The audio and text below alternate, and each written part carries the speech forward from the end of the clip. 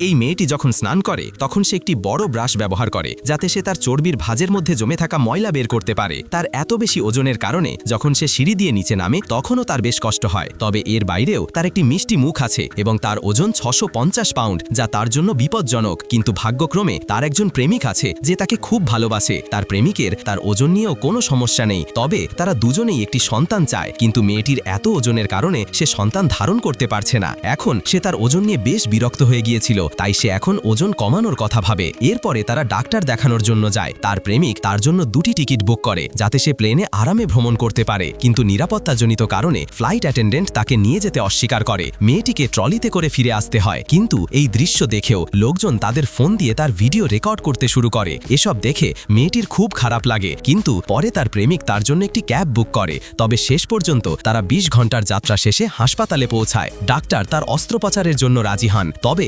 অস্ত্রোপচারের আগে তাকে 100 পাউন্ড ওজন কমাতে হবে।